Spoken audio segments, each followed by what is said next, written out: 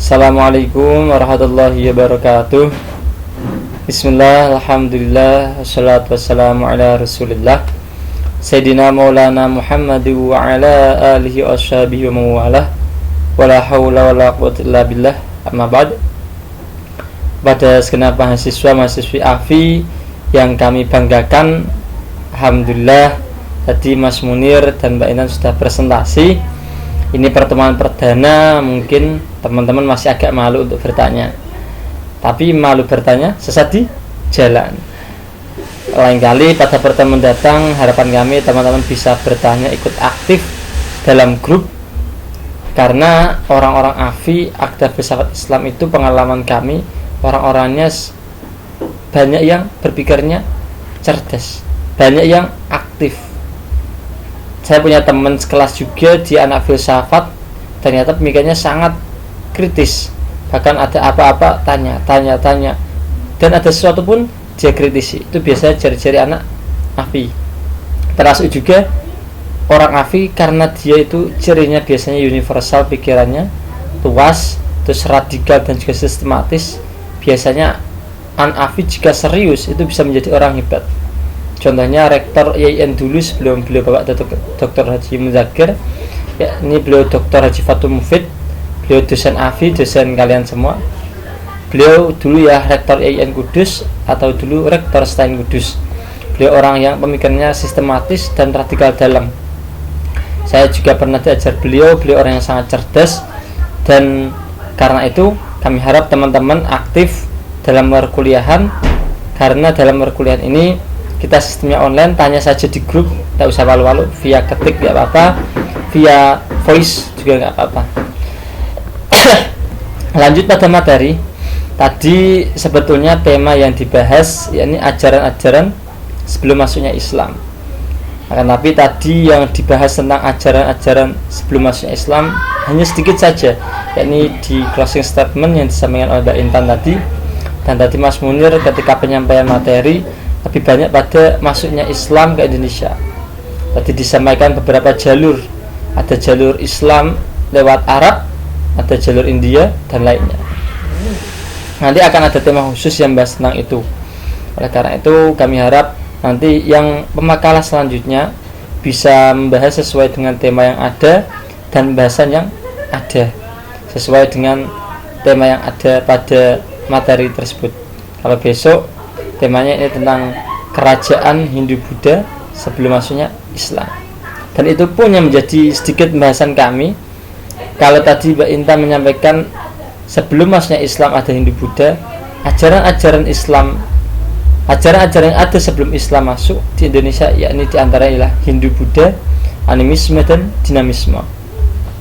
Kalau kita lihat orang-orang Jawa Tulen ataupun orang yang di luar Jawa yang dia masih kejauhan banget, belum termasuki oleh syariat Islam, itu mereka masih sangat mengkeramatkan benda-benda tertentu. Bahkan ada batu yang disembah-sembah, menganggap batu itu punya kekuatan roh halus yang sangat kuat sehingga menyembah-nyembah batu tersebut. Dan ajaran lainnya ini ajaran Hindu dan juga ajaran Buddha. Teman-teman tentu tahu semua bahwa di Indonesia ini banyak sekali candi yang ada. Contohnya di Jawa Tengah sendiri ada Candi Borobudur. Candi Borobudur itu menurut sejarah yang masyhur, yakni peninggalan dari kerajaan sebelum masuknya Islam. Termasuk juga dalam Candi Prambanan pun juga sama. Mereka semua tidak beragama Islam dalam sejarah yang masyhur. Akan tetapi kepercayaannya seperti itu. Kalau kita lihat orang Jawa pada waktu itu, atau orang Indonesia secara umumnya pada waktu itu, pemikirannya dalam ajaran-ajaran agamanya sangat kuat. Bahkan dalam ajaran Hindu Buddha itu mereka sangat kuat memegangnya. Tentu masuknya Islam dengan perlu perjuangan. Ada perjuangan lahiriah dengan cara berdakwah, dan ada perjuangan batiniyah. Ajaran-ajaran sebelum Islam itulah yang membuat Indonesia itu sebelumnya kuat.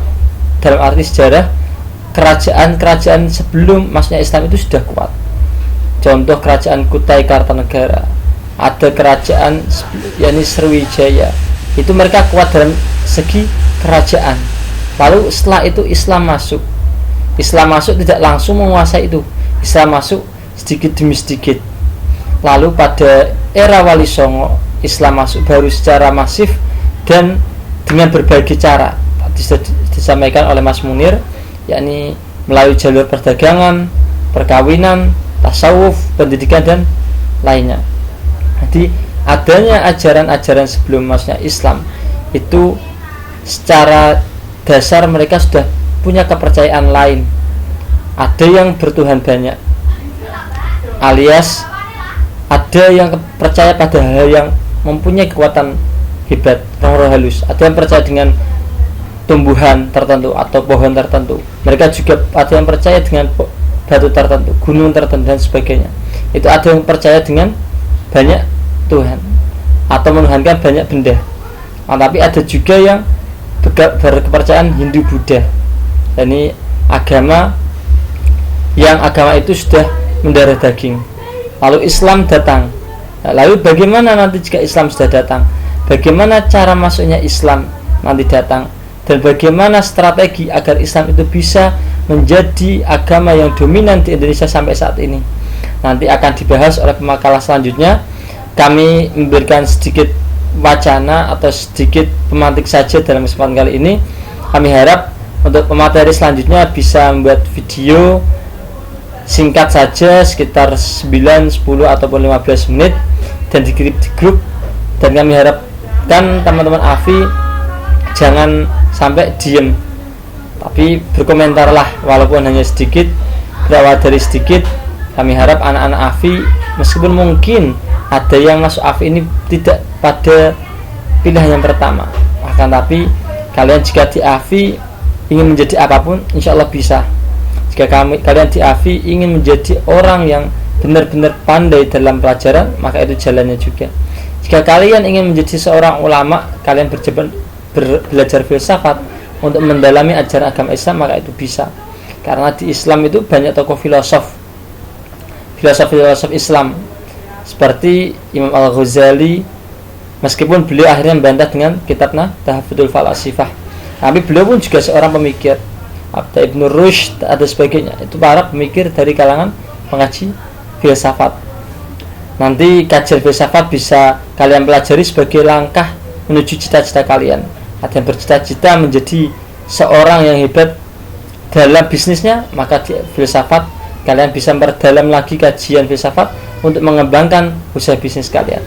Kalian ingin menjadi seorang yang pintar dalam berpolitik, maka filsafat pun mengajarkan kalian terbiasa berpikir secara mendalam dan sistematis, sehingga nanti jika kalian ingin berpolitik, maka filsafat pun bisa menjadi salah satu jalan untuk meraih cita-cita kalian. Tetap semangat di AFI, jangan diam saja, terus bergerak, terus menulis dan terus berbicara selagi dalam koridor kebaikan dan kebenaran. Demikian dari kami.